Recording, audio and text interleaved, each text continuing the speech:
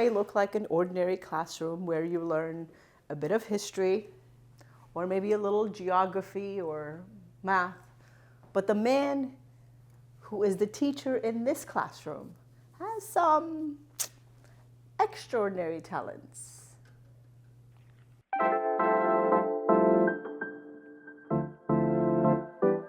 We're at the Hollywood Schoolhouse.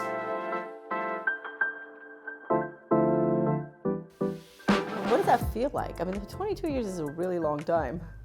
Yeah, it passed me by. My first couple years, I thought this was going to become like a temporary gig. Then all of a sudden, it's basically seen me grow. My successes, my trials, my tribulations. It's been like a family to me.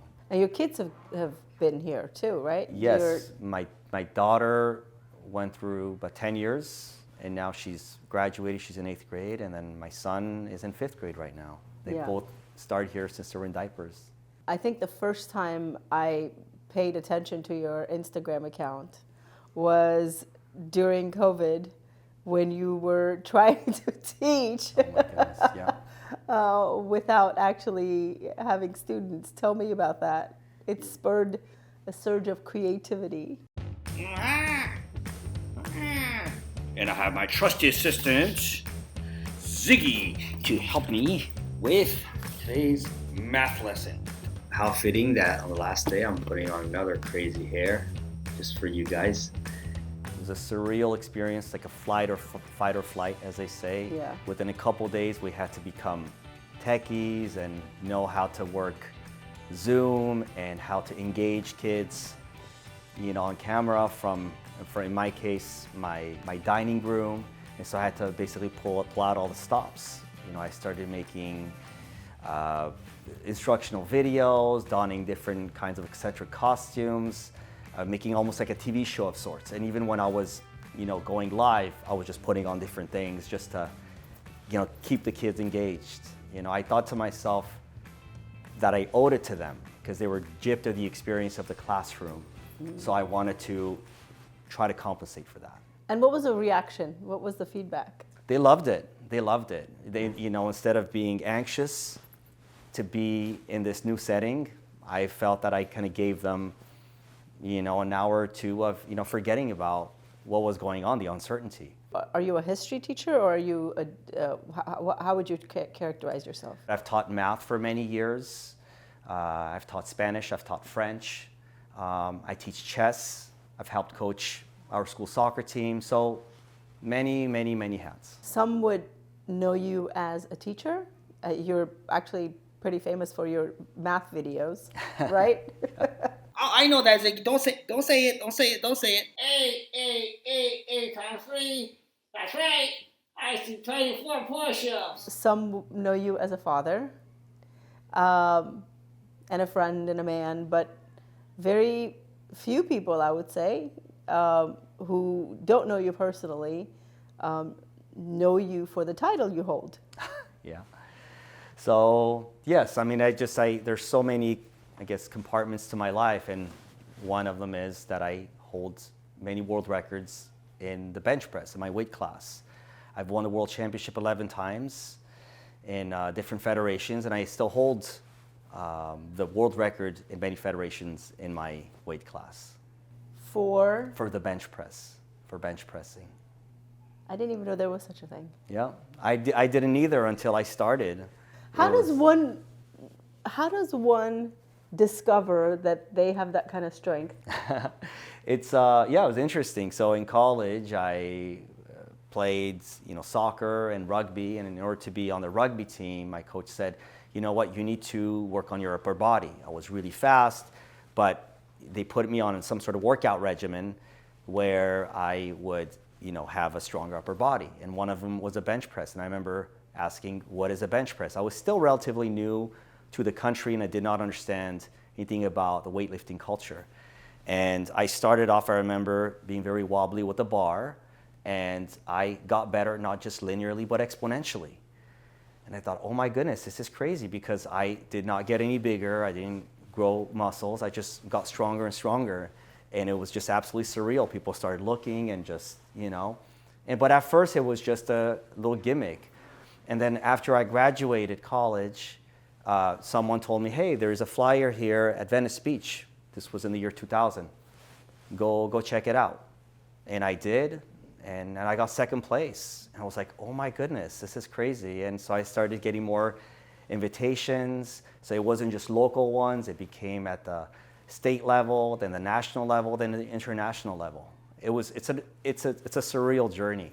So it just goes to show you that all the things that we are unaware of that we're good at, and sometimes it's just by chance. So what exactly is the record? So the record is 392 pounds at 148 pound body weight. And when was the last time you competed? The last time I competed at Worlds was a handful of years ago, maybe I would say 6 or 7 years ago. But I'm always in competition shape. I have not missed a workout since the lockdown announcement of March 13, 2020. So we're going on 3 years of consecutive workouts. Every day? Every single day. Every day? Every single day. Every day? Every single day, yeah. It's just like clockwork. I mean, some days are not as strenuous than others, but my lighter days are what others would call the rest day. So I'm always involved in something, even when I go on trips. I bring my bands, or I do more, calisthenics, and yeah. So some would say they work out because they want to stay in shape. Some do it to relieve stress. Some do it for, everybody has their own reasons. What is yours? You seem to always be in ready mode. What is that? To me, it's a way of life. So all the above. I love being in shape. I love the release that it gives me, and it sets me the right way for the rest of the day, because I do work out very, very early in the morning. Mm-hmm. And it really helps me out with any stressors that I might get at work, or as a father, or just any other things that life gives me. So to me, it's a way of life. And it's a way also to show that it doesn't matter how old you are. That the biggest equalizer and neutralizer to getting older, which is inevitable, is practicing good habits. So that's what defines me for me. So what's the secret to staying disciplined? I'm not sure. I think routine really helps me out. So on a daily basis, it's like I can't even have it any other way. So to me, I think that's how I function best. People like me are jealous of people like you. I'm disciplined many other ways, but to try to actually stay consistent on a daily basis every single day is hard. Yeah. Because it's easy to find excuses. There's this, and I've got work, and it's busy, or I don't feel well, or whatever it may be. To stay consistent is very difficult. Speaks volumes to your commitment to your health and commitment to staying disciplined in your habits. Thank you. Yeah, I just don't want to have a defeatist attitude when it comes to, when one gets older, that becomes a self-fulfilling prophecy, right? Mm-hmm. And to me, I also have a no-nonsense attitude about just things in life. So regardless of the excuses, regardless of the situation, I mean, the March 13, 2020 was a day where we had the official lockdown. I did not want that to define and dictate what I do in my life. And I still wanted to be able to make lemonade out of whatever that was served me. You are very well known and recognized within the weightlifting community, right? I mean, a lot of us who are not in that world may not know, but can you talk to me a little bit about your experience in that community, your reception in that community, especially as someone who was a novice, who didn't know what he was walking into. Can you tell me a little bit about that? Yeah, it's a very cool underground world. Not too many people are into it, but the ones who are really dedicated at it. I love the camaraderie. I love the competition. I love the friendships that I made over the years. I love the fact that it gave me a platform to be able to visit so many different places, and the causes that I embraced over the years. So to me, it was a good way to forge new friendships and get to meet so many other people. I want to talk a little bit about how you ended up in the United States and a little bit about your childhood. And I think once people understand the past, perhaps the commitment to doing things fully and living a whole life will make sense. Okay. Tell me a little bit about, you said you speak Spanish, you teach Spanish and French and multilingual. Where were you born and where are you from? So I was born in Paris, France. I'm ethnically I'm Armenian. Both my parents are Armenian. They are Armenians from Iran. They were born and raised there. There's a big Armenian community in Iran. They moved to, well, after they got married, they moved to France and traveled all around Europe to study, to work, what have you, whatnot. And that's where I was born, in Paris. So part of my childhood was in France, where I learned French and Armenian simultaneously. And then after a few years, we went back to Iran. So while I was in Iran, I was able to learn how to read and write Armenian. I was able to learn how to read and write Farsi, and learn and hone on my Armenian and also learn Farsi. Went back to France after a few years, and I still my parents still made me read and write Armenian and Farsi, which was a pain in the neck then, but it really helped out because it stuck. And then finally, when I was in 7th grade, I moved to the United States. So by the time I was about 12, I had been to 3 different continents. And so having to adapt to different cultures, and that's where I learned English over here. Mm-hmm. Talk to me about going back to Iran. Talk to me about your experience in Iran and the revolution and what followed for you and how that really changed your life. Yeah, so when we went to Iran, it was my first time going there. Obviously, it was different contrast from living in France. Iran was in the middle of a war with Iraq. It was post-revolution. It was run by the new regime, and my father was involved in a group that was against that regime. And at one point, he was arrested, spent I believe about 9 months in prison, where I would go and visit him. And how old were you at that time? I was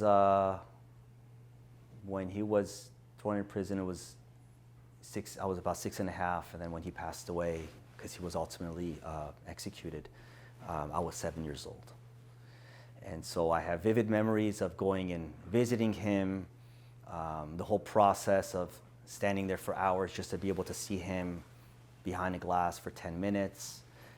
And then my mother trying to talk the guards into thinking that I was only 4 years old, because to them, the younger you were, the less you would remember the experience of being able to physically see your dad. And so we used to do something when we were in France, and she would say, "Hey, today you're only 4 years old," because she didn't want to pay for the bus fare. So that okay, so I'd make myself small and whatever. She said, "Well, we're going to play the same game over here." So you used to do this while going to see your dad at Evin prison in Iran. Prison, yeah. It was just so that I would get the possibility, the chance, the opportunity to see him another 10 minutes, but physically. And so to me it was a fun game. I was little, so I had to make myself small just so that they could buy the fact that I was only 4 years old. And that got you time to sit with your dad and on his lap to have that interaction with him. Yes, definitely. And so back then it was, like I said, it was fun, it was sweet, it was innocent. Now that I look back, I see the magnitude of it, and of course the parallels between that game we played on the bus in order to avoid a bus fare and then coming in handy down the line so that I could have one last embrace with my dad. So what happened ultimately? Ultimately, my father was, lost his life. He was executed for his beliefs, and then so we had to move on. It was really difficult time for myself, for my mother, and eventually we were able to leave Iran and go back to France. In the process, my mom married a gentleman who I consider my father now. The only time I make the distinction between stepdad and biological dad is just for that. Otherwise, he's an amazing human being. As a result, my brother was born.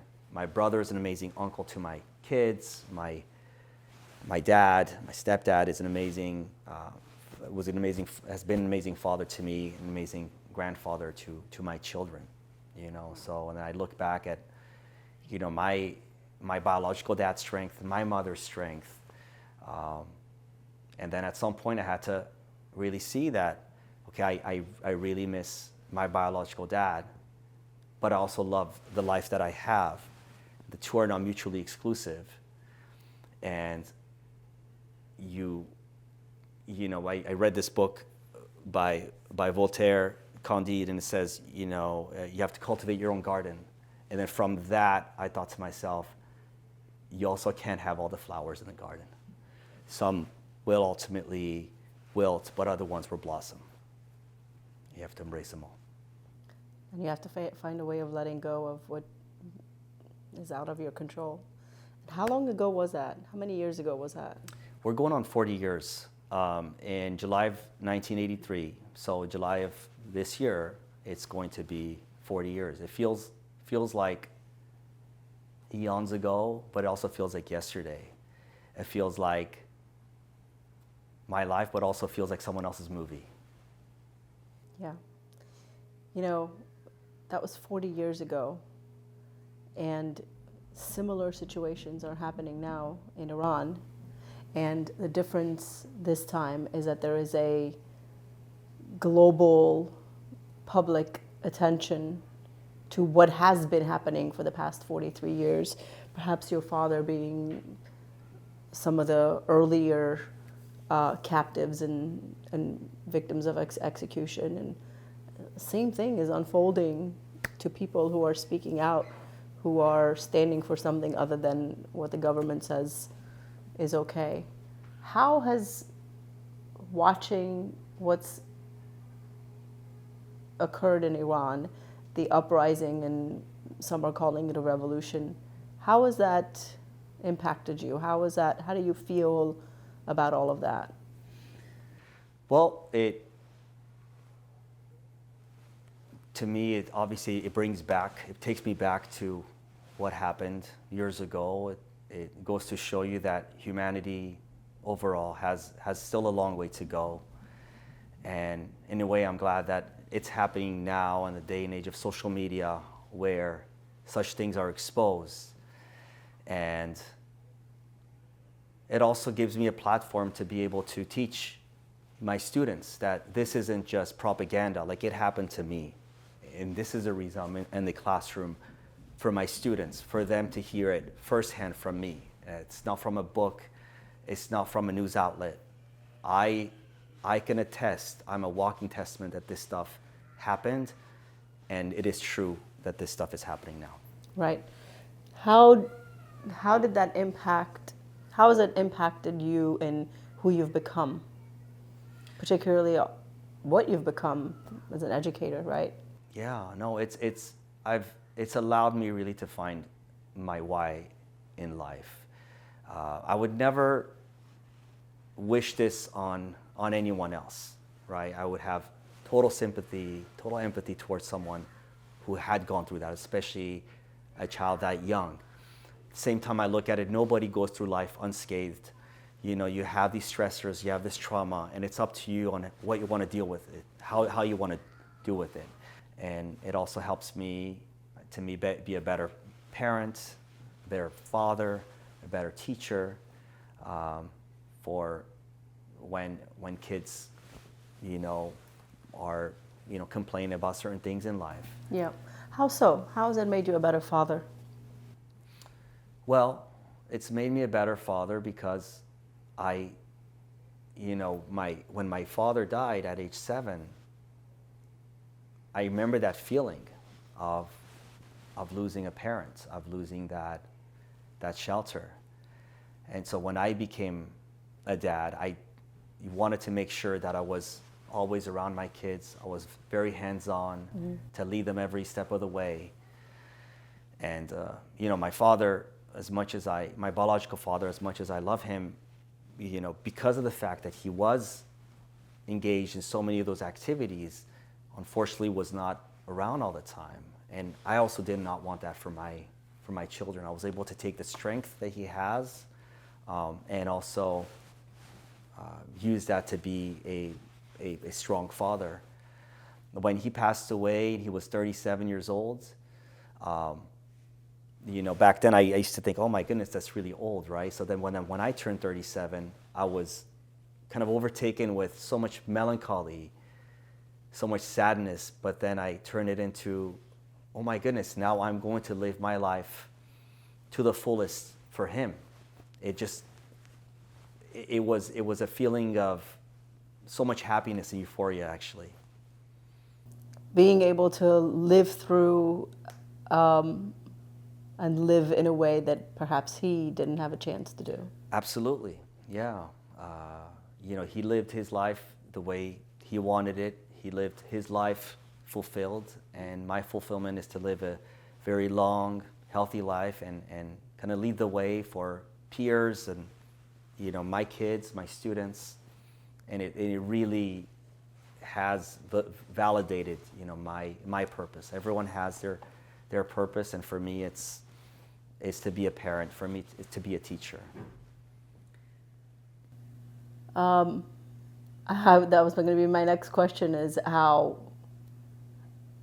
much of your childhood and your upbringing and all of these traumatic and incredibly tragic life events at such a young age impacted how you live your life, how you make decisions, how you keep habits and stay disciplined. Living in Iran, where almost every night you hear sirens and bombings, or trying fruitlessly to drive out of the city only to be turned back because of gridlock, all those things, you look back, those surreal experiences, and living in a country where I'm so thankful to live in, everything else seems so trivial, honestly. And again, I try not to preach, but I try to kind of lead by example, that all this stuff can be taken care of. Things work out one way or the other. Things even out. And so in a way, like I said, it's, even though those events were unfortunate, I'm able to use it for good for myself and hopefully for others. I think it's easy for people like you and people like me who have lived in Iran, who grew up in Iran, who remember only having one loaf of bread or waking up in the middle of the night in sirens. We have a different appreciation for life in the United States, right? I call today's problems that we have in the States, while we still have real systemic issues, the ordinary day problems, I call it our first world problems. We understand and know how to have appreciation for that. How do you inspire your kids? How do you inspire the students to have a context or an appreciation for what they've never seen, right? They've only seen what's available here. How do you have these conversations and help them understand things that are really difficult for other people to understand? Yeah, and I think it's the fact that I'm a teacher really helps out because I look at myself as a walking history. So for them to see it from me, from my stories, from my writings, I'll share stuff that I've written in the past to them. I think that gives more legitimacy and credibility rather than if it was just out of chapter 5, lesson 20 or something of some random book. So now I don't expect them for it to click right away, but I do think that it does plant something in them. I share with them that, yes, so, unlike them, I didn't get to live my whole life, my whole childhood in one place. I had to move around so many places. At the same time, I got to learn so many languages and found a newfound love for languages that on a daily basis, some of the workouts, that I talk about, but also I try to practice all the languages that I know so that it doesn't get extinguished. Because again, had I not had that childhood, maybe that love or the fact that I feel that I have a talent for that would not have come about. What do other people who... I'm so fascinated by all the different areas of your life. And what's really fascinating and interesting is that they don't really intersect in any kind of way, right? The only common denominator is you. Father, teacher, bench press champion, and survivor of a revolution and a really incredible human story, right? There's no real connections other than you being the common denominator. What do other people think when they hear about your stories and all of these different dynamics of your life? No, they're amazed and fascinated, and I think it wasn't until I started sharing that I realized, yes, actually this is an extraordinary journey, because it was normal for me. I was like, I wasn't really thinking much about it. But now that I look back and I see, I say, oh my goodness, this is something that is pretty out of this world. And if you hear, someone who's only seen me at the gym, or someone who's seen me speak another language, or someone who's seen me just coach soccer or teach or whatever, but then they see other facets, but also validates the fact that I love being multifaceted about things, to be a lifelong learner, not to necessarily master things, but just have that thirst for learning, and have that love for life, that in French is joie de vivre, like that, that real, want to know more and to learn more. What was that phrase? Joie de vivre. Joie de vivre. Joie de vivre. Okay. No. Did you see the way he said okay? That was so awful. Teach me that. What does it mean? Joy for life. Joy of life. Okay, say it again. Joie de vivre. Okay, you have to just break it down and slow it down. Joie de vivre. Vivre. There you go. Joie de vivre. Vivre. Vivre. Vivre. Okay.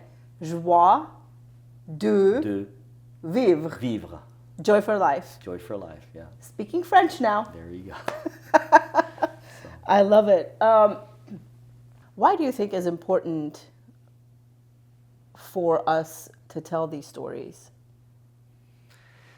Because of the fact that they can very, very well be lost completely, not just lost in translation, but just swept up under the rug, or people thinking that it's all exaggerated.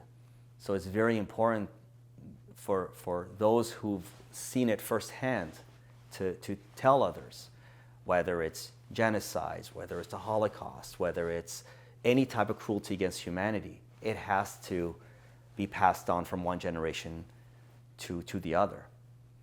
A lot of people would say, oh, that just sparks more generational trauma and it triggers a lot of what we've lived through in the past. What are your thoughts on that? My thoughts on that is that my children, the students that cross my path, are emotionally strong enough to take that uncomfortable feeling and do something with it. And we have to give them credit that everything can be taught and given in an age-appropriate manner.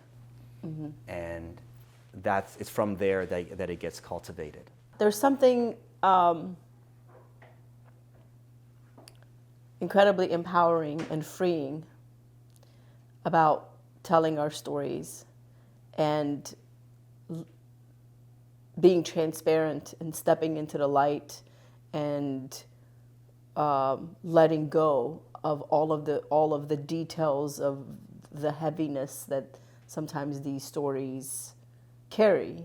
I found that people feel like they're not alone in carrying that, and they're not alone in experiencing and feeling those human emotions. You're absolutely right. I felt at some point it was my responsibility to show my vulnerability, that this is what happened to me and this is where I'm at, and there are times I struggle, but I'm doing okay overall.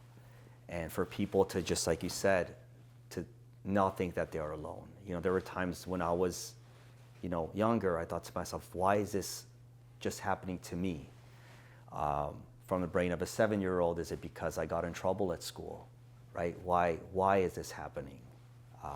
And then realizing that the two are not connected, and what I can do with it for others who've gone through this trauma, for them not to feel that they are alone, and that there is a way for them to not just be functional but also be successful. Because I do realize that my life could have gone a completely different path with all the trauma that I did experience, that it could have really gone a whole different direction. When did you have that realization? When did you have or did you have the awareness that you were dealing with trauma and that it needed to be addressed? Or did you just deal with it and then put the pieces together later? It was kind of like the norm for me, just going on and not really understanding why this is happening. And then understanding that this is something that I have that's powerful. Mm-hmm. That actually I can use this not just good for myself, but for others, the ones that I care about. Did you experience the signs of trauma? Because I think what happens is, we have PTSD from the war, and of course, yours being even more significant because of the personal experience, the trauma of the loss, the grief, the leaving of the country, the having to start all over again, all of that. It shows up differently for people. Do you remember how it showed up for you, and if it showed up for you? Yes, and there are times when you get all of a sudden upset about things that have nothing to do seemingly about this. Either maybe it was a stressor or something that was in the back of my mind. So I really had to address it. Initially, it was for, okay, what's going on with me now? And then I realized I had to dig much deeper to what was going on and really, really understand that the two are connected. Yeah. It's been really challenging few years, I think, altogether for a lot of people.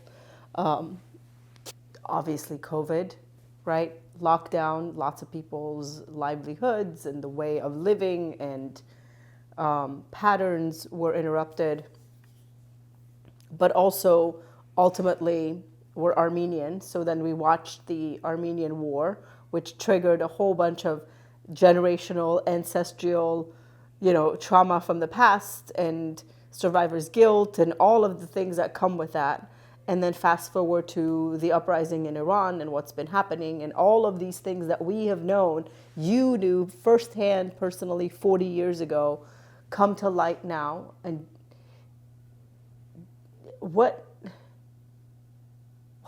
do we do with all of this? How have you personally been impacted or coping with this? It was absolutely surreal earlier this year to have these back-to-back world events boomerang back to me, because one of them has to do with my my country of origin, my ethnicity, and then the other has to do with my past and my father. And I thought to myself, oh my goodness, this is crazy for them to be juxtaposed this way. But to me, instead of, again, looking at it as, okay, this is going to defeat me, I looked at it as, okay, this is a chance for me to share with others, other friends, colleagues, my own children, my students. I put it in the classroom. Mm-hmm. And again, for them to see that this stuff is real, it's going on, and the historical context behind it was me. Yeah. Do you believe that, I'll say this, I believe that a lot of the solution lies in education, because I think there's too many people who are just not informed enough about what's going on globally. Yeah. I really do feel that education has to be at the forefront of these things, of what we teach children. And also, people who trust me, when they hear it from me, know that it's also real, that this is not like something filtered from whatever news outlets, that I saw it with my own eyes. And so therefore, there has to be some sort of credence to it. Yeah. Is there anything else you want to talk about? I don't. How amazing is it being a father of a teen and almost, how old is your son now? He's 10 years old. He's 10 years old, so almost he's getting there, double digits now. He's double digits. Oh, I love it. I mean, it's the most challenging job because it's on the job training, but it's also one that I would never trade with anyone. My daughter is like the adult in the house, living with two dudes. She's the one who keeps us in check. And reminds me not to be a hoarder, and just always brings in her perspective and things, and I just love the way her mind works. And she looks at you and says, "Oh, Dad, you're so old." Yes, of course. I'm ancient. I'm an old I'm an old dinosaur mastodon. But I'm enjoying the ride, and then my son is a ball of energy. He's just a kid who's happy to be there.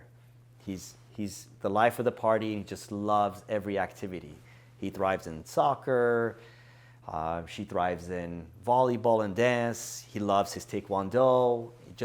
I love the fact that they're taking on anything that life offers them. The fact that they get to do all these extracurricular activities. To me, and for me to see. To live vicariously, through them. Yeah. It's a gift, and that's also one of my callings is to be a dad. What is the strangest and funniest thing you've been asked to do when people find out that you're a bench press champion? Because he carried our suitcase, the equipment suitcase, up the stairs today. So what's the strangest thing you've been asked to do? Oh, you can, you can do, you're a bench press champion. Why don't you lift, these boxes above your head, which they don't realize that it has nothing to do with bench pressing. Or, hey, why don't you set up these, I coach soccer. Why don't you set up these soccer goals by yourself, which have like no spatial recognition whatsoever. So it's like telling a dentist, hey, you're a doctor. Can you do heart surgery? So, yeah, it's pretty funny. I mean, because I'm still fascinated by it. I'm still in disbelief by it. So someone else who just hears it, especially seeing my stature, obviously. Yeah, where do you pack all that strength? Where is that? I know. Where is it? Is it in the shoulders? Is it in the chest? Is it in the back? Where is it? Pretty much. I mean, I try to do all around body workouts all the time because I like to be well-rounded. I do summers. I do like very intense like Pilates and whatnot.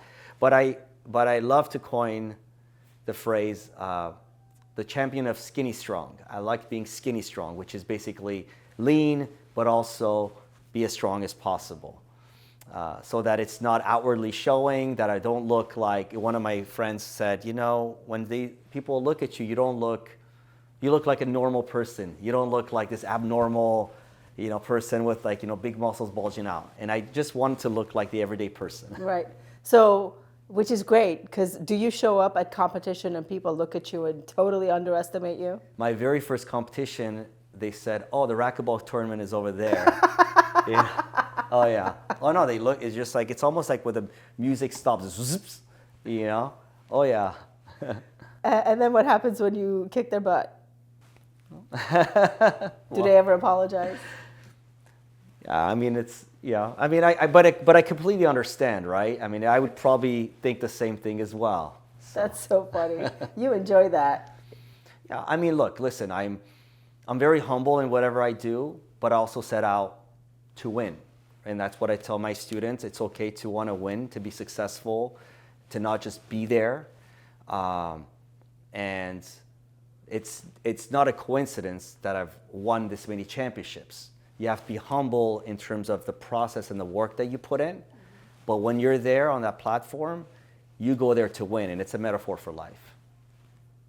That's a great metaphor for life. Thank you for that. I think it's an immigrant thing. I think it's an Armenian, Iranian, having survived the war immigrant thing. I like being underestimated. I normally show up to be underestimated because by the time you figured out I kicked your butt, there's no way for you to recover. Yeah. I like that. It gives me an edge, and I appreciate that. No, very true. Like when it came to like me learning English, for instance, I came at a time where I could have not been able to like learn the language the right way, or maybe had an accent, or maybe not being able to kind of speak it correctly. I could have used Armenian as a crutch because there's a huge Armenian community here, but I decided to be able to learn the language as well as I could. Mm-hmm. And that I put that challenge on myself to be able to learn English the correct way. Well, that was a conversation. I hope it has inspired you to learn a little bit more about your neighbor, your friends, the teachers in your community, and it also inspired you to learn a little bit more about the globe itself. And we hope to see you in our next episode. I'm Silva Harapetian. See you next time.